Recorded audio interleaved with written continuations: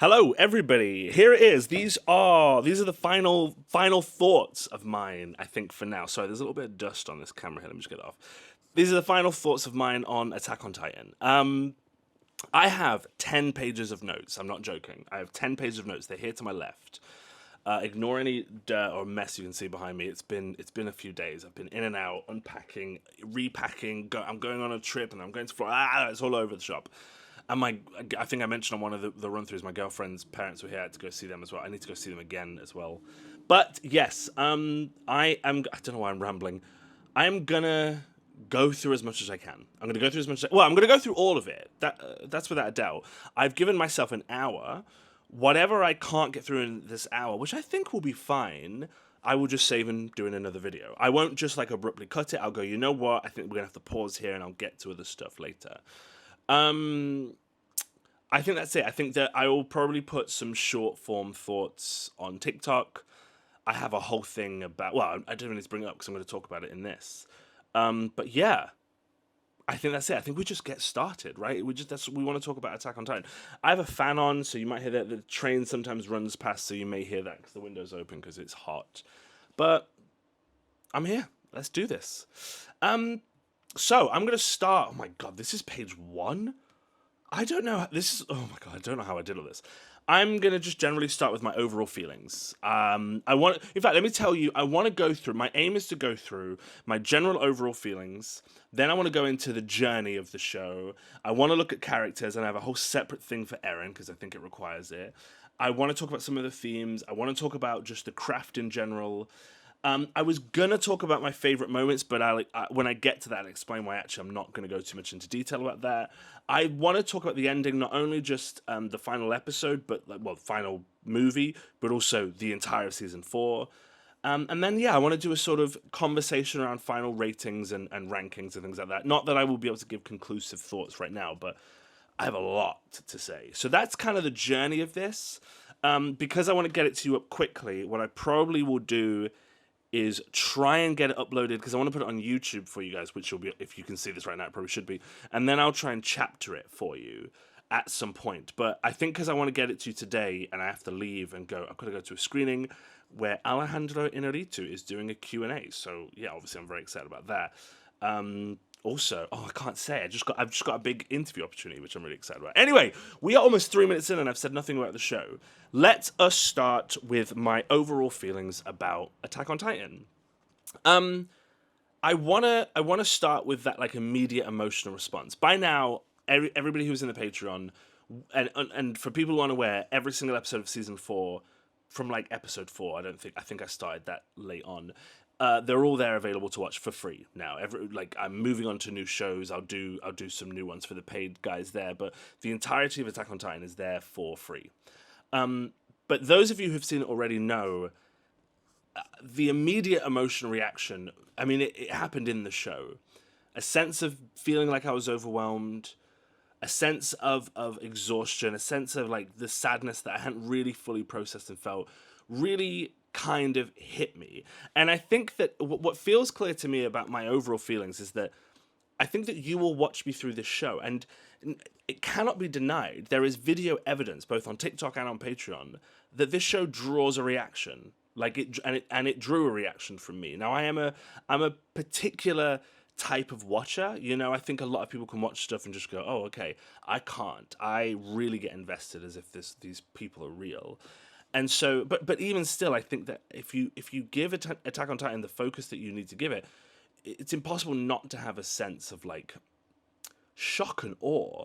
Quite often, there is also a genuine sense of loss, LOSS, that it's over, and that can't be denied. And I think those things have to really factor in. I think I'm going to get to take a step back now and talk about things with you all and talk about the way I feel about things, but that initial response and those initial responses over the show have to be acknowledged. That is crucial to like unpicking, I guess, my overall feelings and my reaction and my rating of the show.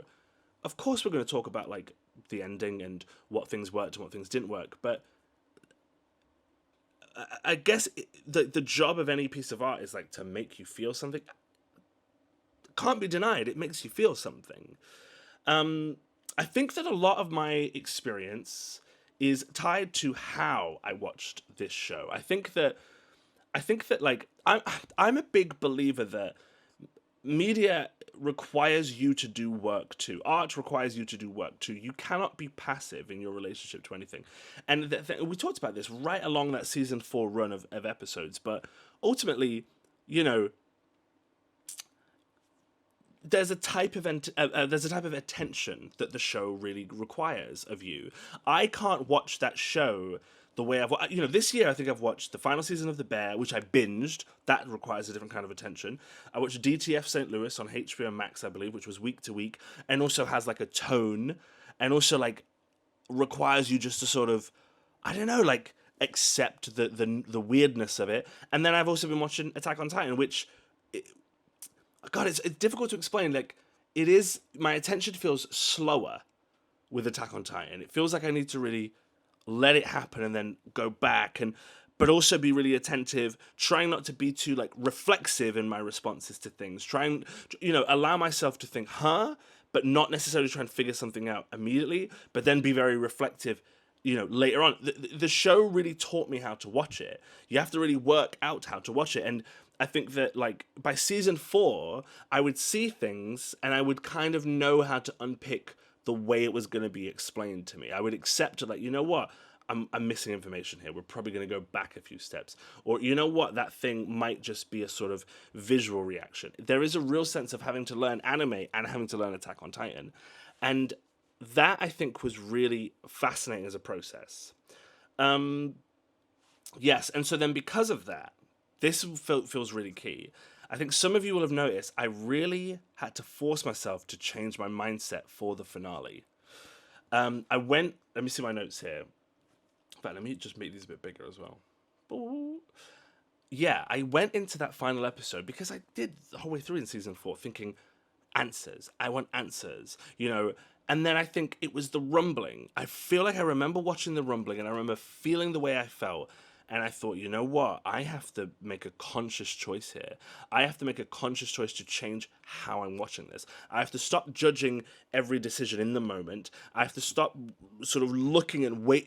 There's a feeling of watching something as if you're waiting for answers. And actually, the answers were all right there. What was happening was essentially the thing that needed to be judged.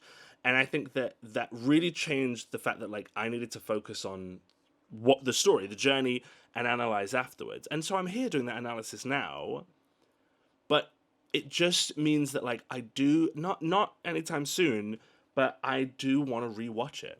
I do feel like it requires a rewatch. It requires me knowing where it's all going and accepting, I guess, like, it's difficult to just say the journey, but kind of like the impact of it, the impact of their choices, the impact of why. And those things will get much more clearer, I think, when we talk about Eron. I want to talk about the things that impressed me most, starting with the structure. Let me name 3 things: the structure, the long-term planning of the show, and the extraordinary foreshadowing. I don't think there's ever been anything like it. I'm not sure there ever will be anything like it again. When I come to rank this later, I'll explain how I feel about it. But in those 3 departments, it's the greatest piece of media ever. I think when it comes to foreshadowing, the closest comparison is maybe Dark on Netflix, but this is unprecedented. Those 3 things: its relationship to structure, bouncing back and forth, its long-term planning, the fact that some of you have shown me scenes where I go, oh my God, it was there all along, and then also the foreshadowing of it.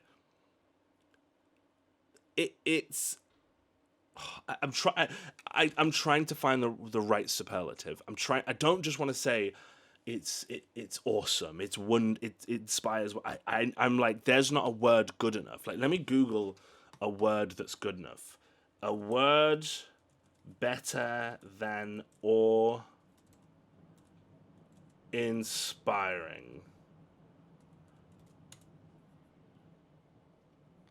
Sublime, transcendent, breathtaking. in those three departments, it takes you to a place I didn't think TV could possibly take me to. And in many ways, it's something I've always really wanted. I've watched lots of shows that I can tell are figuring it out on the fly. I'm not convinced that Severance is ever going to stick the landing of what it's so like out there that I'm like, there's no way you're going to land all of these things. And in many ways, I didn't believe Attack on Titan could either, which we'll get to later. But those three things, there's just nothing like it. It is transcendent. Yeah. Where I'm left right now is that I know I'll rewatch it one day. I miss the feeling of watching the show as much as watching the characters. I miss the feeling of sort of opening an episode and going, oh, we've been taken back to this moment. Why have we been taken back to this moment? Oh, I'm going to get some sort of information dump. And then, no, it's more like, actually, no. It's that feeling of everything I thought I knew has been flipped. There's a lot I want to talk about with Reiner in particular. But there is a very similar feeling towards this show for the final season of Succession. And I have a very specific comparison between Eren Yeager and Kendall Roy, who is the eldest boy of the show. There is something about the pair of them that I feel a kinship. I think they would both really get on. Well, no, I don't. But there is something about them where I go, there's a journey here that feels very familiar. Those are all of my general feelings. I want to get into the journey. I've sort of already said it, but I think it's one of the greatest TV journeys I've ever experienced. It's very difficult for me to compare it to a show like Mad Men or a show like Girls, which I've said I loved a lot, or Justified, because those shows are all trying to do very different things. But emotionally, and I guess a sort of sense of internal angst, I'm not sure anything has ever taken me on a journey quite like this. I think one of the things that has to be talked about with Attack on Titan is that it is incredibly consistent.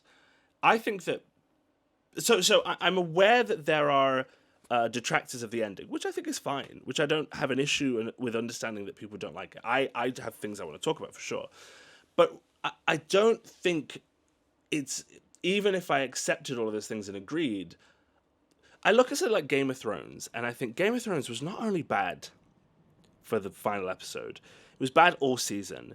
And it was also pretty bad the season before, and I also think the season before that, you can start to pick holes in the show. With Attack on Titan, it's remarkable because whilst I have things to talk about, I don't really have major criticisms until the finale, where I go okay, there are things here I'm struggling with. And so I think that's where, even people who watched it, I think that's where the most of my why is this happening right now, or what's going on, really was erupting out. Because it's to achieve a story of that level of ambition for that long is a remarkable achievement. It's incredible. And I think that I would like to watch the finale again, or the whole thing, the whole movie episode again. I'd like to watch it all, but I'd like to watch the finale again. And I'd like to really pick it apart even more. But I don't think any level of picking it apart could ever possibly ruin the journey. People often say this about Lost. People often say this about Game of Thrones. People kind of said it about Dexter a little bit. That they felt like it ruined the journey of the show. And I just think, regardless of what the critiques are of the final episode, it's utterly insane. It's utterly insane where... Oh, hold on one second, gang. I'm supposed to meet my friend. Oh, I'm meeting Seth. Who is the reason I watch the show. We're both going to this screening, this Alejandro Inarritu screening, and I just want to check he's got the right place. Here we go. Sorry, gang. Yeah. Is it Mayfair? Yes, great, cool. All right, I can move on. Yeah, I'm gonna go. Me and Seth are actually gonna go do our own little debrief now as well. But I guess my point is that I just, for any amount of criticisms, I don't think touch the journey of the show at all. So the consistency of it has to be acknowledged. Let me just have a bit of water quickly, because I'm pretty parched. I'm going to have to do this a lot during this.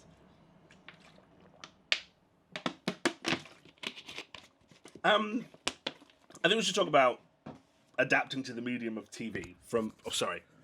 I think we should talk about adapting to the medium of TV from the anime. The anime storytelling style took real adjustment for me. I think that I've just mentioned a bunch of shows. I've just mentioned Mad Men. I've just mentioned Girls. I've just mentioned Justified. I've just mentioned Atlanta. I am a person that is used to and enjoys a very specific type of emotional expression, quite an explicit type of emotional expression. I'm a dancer. I was a former dancer. I was a former choreographer. The world that I know is all nonverbal. You know, we say that communication is 70% nonverbal. Mine was everything. I lived in the language of the abstract. And so, you know, I am a bigger fan of show, don't tell. And I think anime in general, the animes that I've seen, and Attack on Titan a lot, there's a lot more tell than I would prefer. I do recognize this, as a lot of you kind of educated me on, as part of the form of both manga but also anime, rather than a flaw of the show. It's not bad writing, it's not lazy writing, it's intentional, which I think is important to say. It's something I learned to appreciate on its own terms, as I watched the show. And I also think that sometimes that style was necessary for the story it was telling. I think there were moments where, you know, there's some noise from Armin, there's some screams from Armin, there's some... the whole battle choosing between Armin and Erwin, and about who is going to get to eat Bertold, I remember feeling like I only am feeling the weight of this because of that like yelling and screaming from Mikasa, Eron, and all the rest of the cast in that moment. And so there are moments where I'm like, well, the style is totally necessary. The style is a requirement for the story it's telling. And so, you know, it's like, I totally accept that some people will probably watch anime from a distance and go, I just can't get into it. And I think that's fair. I think that's a fair thing to do. I think that's it's such a sort of shift for people in terms of their emotions and relating to characters. But I also think that if you're open to it as someone who doesn't really watch a lot of anime, it's a very easy thing to slowly immerse yourself in and accept as sort of just the way the stories are told. And I'm interested to know if watching shows after this are going to make me feel differently. Let me just quickly text back Seth, and I'll get on to the next thing. I'm still in section 2, by the way. Sorry, gang. I'm also not going to edit this because I just want to get up to you. Right, hold on. Oh, great, perfect. That works for me. Okay. Sorry, gang. We're here for a long time, so just live with it. I'm really excited to talk about this. I think the thing that, like, I'm a person that one of the reasons I didn't cry as often as I did in the show, and one of the reasons I cried where I did, is that I am a person that is affected by form. And again, this is a thing about dance. Dance as a medium attempts to control your breath using the characteristics of the form. It doesn't need to ever say, this really sad thing happened, you should be sad. It's about lighting changes and a swell of movement, and then little movement, and then the score of the music coming up, and then or whatever it is. It's about the ordering of the things themselves. You know, it's not... Dance often affected me not because of what it said, but because of how it said it. And I think that's why, as a lover of movies, I can often get very, like, emotional at things that don't require emotion. One of the things that I'm such a sucker for is, like, the underdog story in sport movies. You know, because all of the tropes of it are there. The uplifting music, the moment where they're down and out, they look to the crowd, they see the person they love, and then they have the big moment, they come back up again. Those things affect me all the time. And so even with movies that, like, I often will come back and say, oh my god, it's terrible, they make me emotional. I am very affected by those things. I've allowed my physiology, my biology, to react to those things. And so one of the things I have to say where I can appreciate it in my mind, but also I feel so connected to it, is the constant change of structure and the reinvention of the show. The We've already talked about the extraordinary planning and the foreshadowing and its ability to disrupt its own structure, but little things like the Rainer Berthold reveal, that is without a shadow of a doubt, that falls into the category as one of my favorite television moments ever, and I can feel it now as I'm talking about it. It's not that the information itself, it's the gall. It's the goddamn gall of these people to say that's how we're going to reveal that information. It affects me. It always has. I admire it. I'm excited to rewatch it, knowing the truth of it, and I'm excited to rewatch many of their moments. But oh my, it makes me feel things. The reinvention at the beginning of season 4, the distance before we see Eron again, it's the gall of it, the absolute cheek of it. I think it's so brave.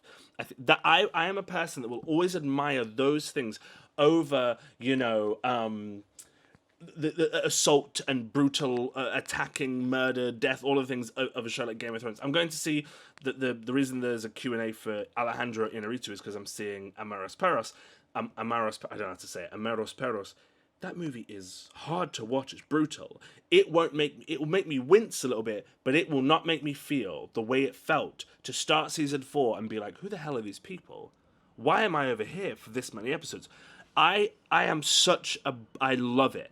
I cannot tell you how much I love it when a writer and a production team take a big risk like that. When Atlanta started doing its little standalone episodes in season 3, I was like, oh, this is good. And then when we got to season 4 and it was like, not only were they good, every single one was good. I'm like, well, I'm here for it. And when TV shows do that, when anything does it, when TV shows do that, I am all in. And I that means I am someone who will work to make it work as well. Like I'm the target audience. Oh my god, The Bear. I think it's season 3. When season 3 of The Bear opens with an episode that is basically just a moving painting, I am sitting there going, you motherfuckers, this is incredible. It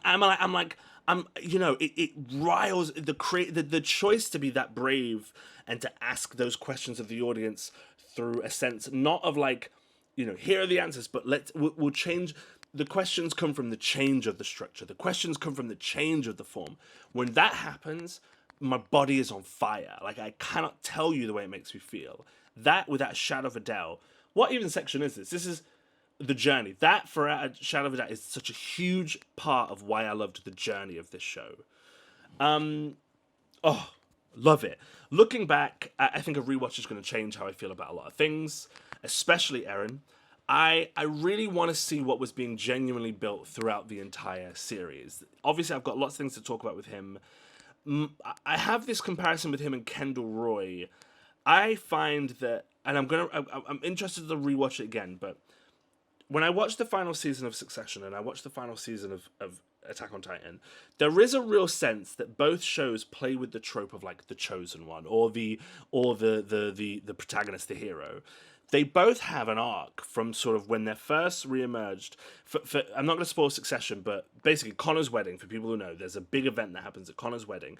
And from that episode's forward, Kendall Roy, the eldest boy, begins to emerge as like a clear, thoughtful winner. His head is screwed on straight. He starts to get very ruthless.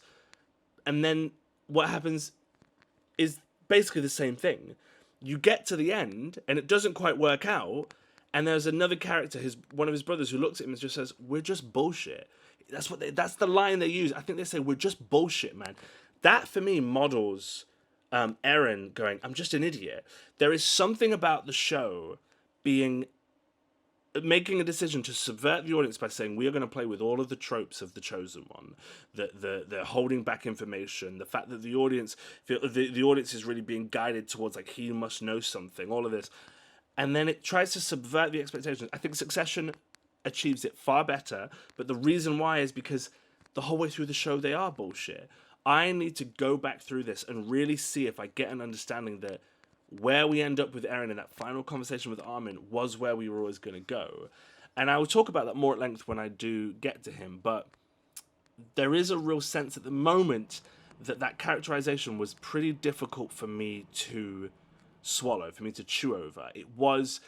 I'm not saying it was wrong, but it's challenging, and I think it's going to require at least one rewatch, but probably many, to really stare at that character and try and understand. I think a big part of it is that there's such a huge shift in season 4, and I know we go back and we see bits, but I don't ever really get it's the idiot part. It's the idiot part. The way they play season 4 really makes me think like he knows what he's doing. He's got a good reason. It's blah blah blah blah blah. All of that.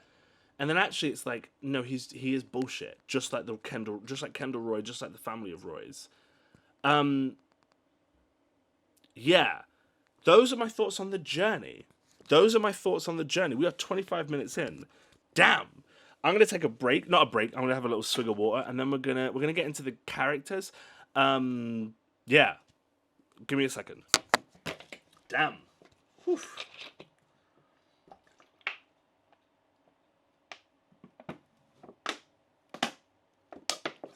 I hope everyone's staying hydrated. Characters. I think immediately I want to talk about this feeling of having to live with loss, live with the loss of characters. There's a very early lesson which is do not get attached.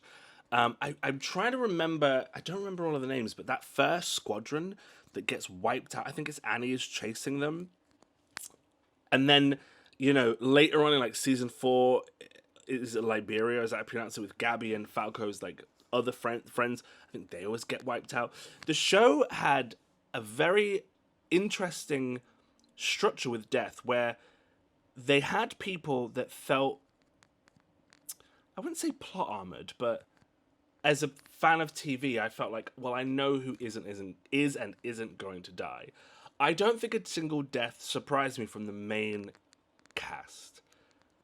But the show was constantly introducing people, and the mastery it had to make you care about them and then rip them away from you, it has an impressive ability to never let death become routine. And I really, really admire that, because whilst it meant that I always felt like, well, these people are probably going to make it to the end. There were a few people I didn't think did I mention them here? I mean, the only person I thought might have died sooner, I thought the journey of Mikasa might end up in sacrifice for Eron, and actually the journey in the end I prefer. That was the only person who I was like, my prediction at the beginning was wrong by the end, but everybody else I felt okay with, like yeah they'll make it. But Gabby and Falco, like, I forgot to think about that. So when that group, when that boy gets crushed by the girl gets crushed by the brick, Sophia, and then another boy gets trampled, like, it's crazy that by season 4, I'm like, oh my god, yes, I forgot this show will just kill people. But it had a really, it's less that it was killing people, because those characters, essentially, when you look back at it, they are just red suits. They are just, like, characters from Star Trek. But the real thing for me is, like, you guys made me care about them. And I think that's an impressive skill that the show has. If I talk about some of my favorite characters, look, I love Gabby. I initially just loved her personality and her energy, but I also think she is a brilliant parallel to young Eron. I am surprised, based on the things that I have read, that some people don't see that parallel. I think it's incredibly difficult to reject Gabby without rejecting Eron. People have tried to make this claim to me that, well, Eron's life is different. He was trapped behind the walls. It's fair that he wanted to break out. Gabby goes through the same thing. Gabby is trapped in a world that is forcing her to have to try and escape. And for her, escape is, I'm going to be an honorary Marleyan. It's the same thing. They're different kinds of prisons for me. And then what happens to both of them? They are both heavily radicalized. And I think what happens, I don't recall Eron like talking. Well, maybe I'll have to go back and watch, so please don't judge me there. I don't recall Eron at the beginning before the attack, like spewing and saying how much I want to kill everyone. I want to kill all the Titans and blah blah. And he also doesn't know about the people out there. But with Gabby, she was using the language of the devils. Sure, there was a level of indoctrination. But they both just really wanted to escape.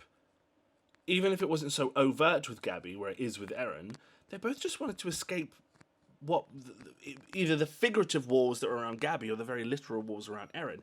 It's when the attack happens that they then become bloodthirsty. And it's Gabby who learns, right? Who changes, who reforms. And I think she's fascinating as a character. also really fascinated by Reiner and Zeke. I do think they are two of the strongest character journeys I think I've ever seen in a show. Zeke, like, I hated him. Like, I just thought he was such an incredible villain. Reiner, I thought was a complex villain, but ultimately became a villain to me. You know, that stomping of the armored titan, that intensity of that sound, really makes me think of him as a villain. But I think that I'm trying to find it. You know, just to think about Lost, I don't think villains in that show, like Ben, for example, Ben Linus, I ever saw the other side of and thought, oh my god, that's changed the way I feel. I still think he's a villain. Yeah, he sort of changes his motivations, blah, blah, blah, so way through. But with Reiner and Zeke, I go, well, they're not what I think they are. And Reiner in particular, I cannot believe how sympathetic I ended up finding him. And I also can't believe how sympathetic I ended up finding Zeke. Oh my god, his death scene.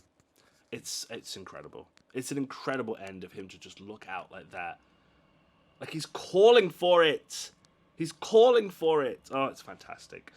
The core cast outside of that, Mikasa, Armin, Levi, Annie, Historia, I find there to be consistently strong characterization amongst a lot of these people. I have to say, I don't have a ton yet to say about... I'm just going to plug my laptop in so it doesn't die. I don't yet have a ton to say about Mikasa and about Armin. I think I need to go and do another rewatch. I think that their friendship, for me, constantly lives in the shadow of Eren, up until when he sits them down and basically says, I hated you, I've always hated you. I don't know how to articulate this. I mean, Armin is brilliant, but I find that with the two of them, and I'm trying not to be dismissive here, but I don't find myself totally interested in them throughout the show. It's only when Eren becomes that version, that darker version, that then I'm excited and interested with them. But there's something about them where the whole way through I'm just so fascinated by other people. And one of those people is Levi. I'm really excited to watch the OVA that you've all told me to watch of Levi. But we have to talk about my favourite character. Erwin. I think the ghost of Erwin runs through this show all the time. He the embodiment of that difficult leadership. He's not the only person who makes choices like that, but he is the first. And I know I've talked about Luthen Rael in Andor, but that Erwinian philosophy, it's very utilitarian. It's the most amount of good for the most amount of people. What will I sacrifice for that greater good? It never really felt like another character quite matched him after he left, and it felt like every character that came through was another way for us to be reminded of who he is and who he was, and the sort of the ghost of him existing over the top of the show. But then to talk about ghosts as well, we have to talk about Grisha. I haven't written enough notes on Grisha, but I have to say it's one of the most fascinating characters in TV history who's barely there. Who is barely there. I think that voice performance, after he kills those people and after you've realised it was Eren that made him do it, will haunt me for the rest of my life. I think about it all the time, guys. You saw my reaction in the... I thought I had this on charge. I do have it on charge. There we go. I think about it all the time. I know you saw my reaction. You see me, like, sinking in my seat. I'm never going to forget it. It's so crazy to me that a character can haunt the plot, not appear that much, and then have maybe the most epic scene, not only of the show, but of all time. It's one of the greatest scenes. And I do understand that the pivotal moment is Eren touching him and saying, on your feet, Dad. But for me, it's the moment afterwards. For me, it's him spinning out. It's that moment. I think it's one of the greatest moments in TV history. I also think there are great side characters. I don't know why Marco really stayed in my head. Up until right when we found out what happened to him, I always was thinking of him. I love Magath. I love, is it Keith Shadis? Is that his name? I wrote that down. He's the bystander. I love their link at the end. Kenny was fun. There are so many small characters that leave incredibly lasting impressions. Oh my God, Sasha's father. The speech from Sasha's father. I mean, the show has so many moments like that. I have to say, as an ensemble, it's difficult. Time skips, plus the size of the cast, plus the size of the amount of new characters, do mean that keeping track is difficult. I mean, you guys would have watched me. How many times did I go, who's that? Who's that? And yet people still manage to be memorable. I may have like furrowed my brow a little bit, but things were always memorable. And it may require multiple rewatches for me to be able to be like, you know, when I would ask who's that, you guys would go, well, that's obviously them. I think I would probably need a couple rewatches to be where you guys are. But the overall standard of character writing is incredibly high. I think it's really when we get to talking in this next section about Eron, where we get into more of the more difficult. Let's talk about Eron. Right, this is tough because I noticed that there is I did a live. Was it last night? I think. Yeah, it was last night before England went out. And it seems that people are really invested in a yes or no answer of, do you support what Eron did? Do you agree with what he did? Do you understand that you know? And I find that, like, okay, so my answer is no. I don't support what he did. The Rumbling is genocide, as simple as that. And the show also wants us to feel the weight of that. You know, the opening scenes of The Rumbling, the children being squashed, the baby being passed over to survive, all those innocent people. We have to remember that they're not all combatants. They are innocent people and they are children who we also know have been indoctrinated. And so how could I ever co-sign that? I just can't.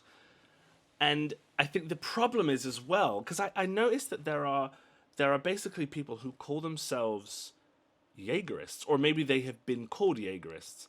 But Eron himself admits he's not good enough. He's stupid. He's not the right person. He's an idiot with power. He suggests that there's no way out, but also kind of suggests that he just isn't good enough to find the other possibilities. It makes it difficult to truly argue that he had no choice.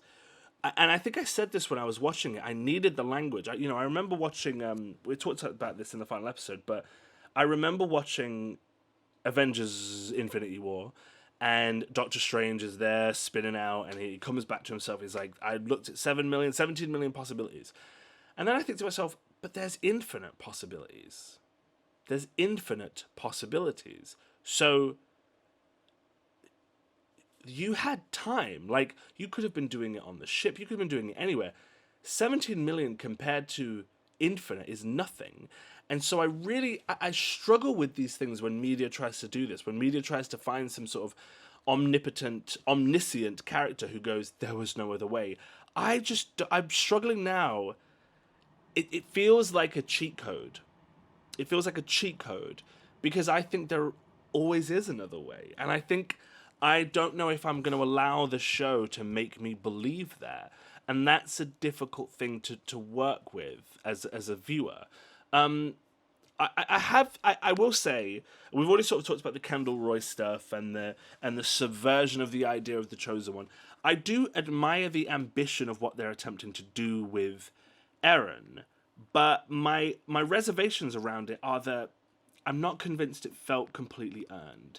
I do think that I'm gonna need to go back and watch this, but part of the problem is that he's so calm, he's so controlled, he's so purposeful, and I understand why, because to him it's all inevitable. It's deterministic, right? That's the way it's always going. But that means that when we finally see him spilling out, saying, I'm just this idiot with power, I need to go back and see the building blocks of that. I'm not sure I felt that they were there.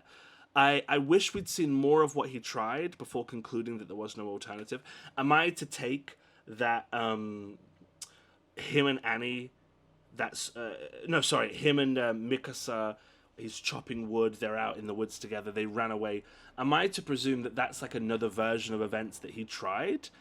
It doesn't ruin the series. I want to be very clear. I admire what the story is attempting. I'm just ultimately not sure that I can claim it all fully lands for me. If I do find myself to that, I don't support the decision. I don't agree with it.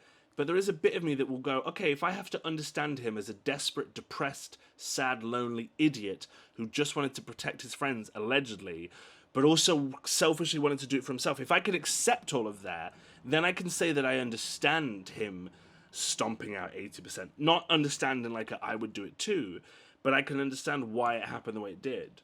but I'm not right now. I'm not fully there with it, and it may require real rewatches, which is what you guys have told me. And that is ultimately the biggest thing that I want to revisit when I do come to do a rewatch. I really, really want to revisit just Eron as a character and his complete psychology. I know he's brash. I know he rushes in. You know, his whole thing of saving Mikasa from those people.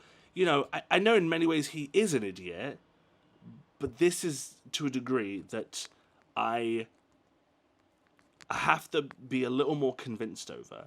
And I think that for me, it's very difficult to separate Eron from the themes of the show. And for me, his character is where most of those shows' themes collide. And I want to talk about the themes of the show.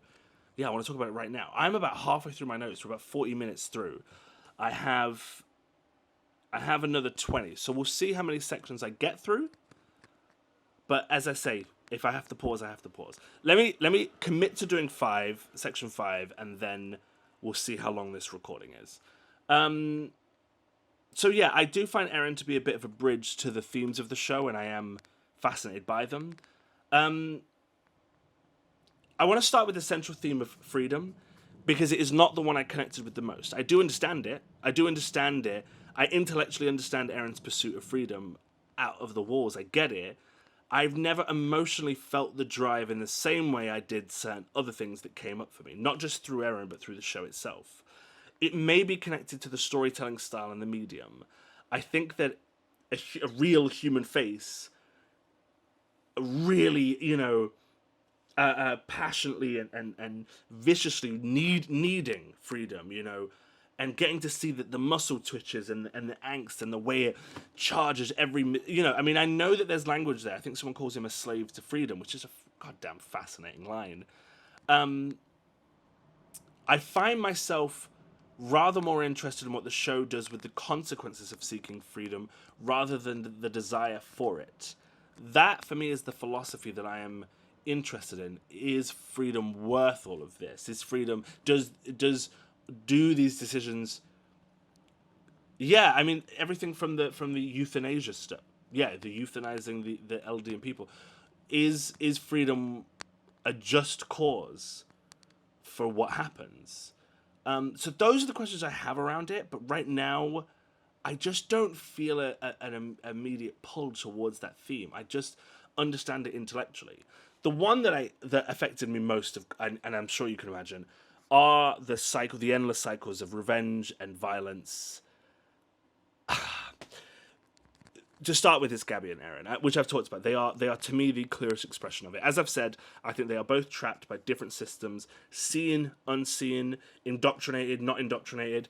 They are both then shaped by traumatic events, and they are both consumed by revenge. And I think it's a wonderful parallel. I'll reiterate it. I'm surprised that people miss it, or choose not to see it, or choose not to make it a part of their evaluation of her as a character. I think that the thing I find... I don't want to say... No, I need to get my language right here. I felt really cold. I felt a chill down my spine watching the society. When you see the tree at the end and the credits are rolling and we see that little bit... is that the epilogue, would you say? I'm not sure.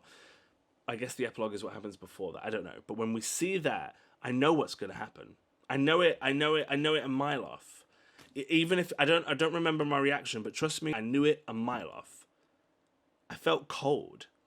But I also totally am like, yeah, that's the right decision. And it's funny because, of course, you could watch a show, watch that... Oh God, I'm feeling a bit of a battle with my language here.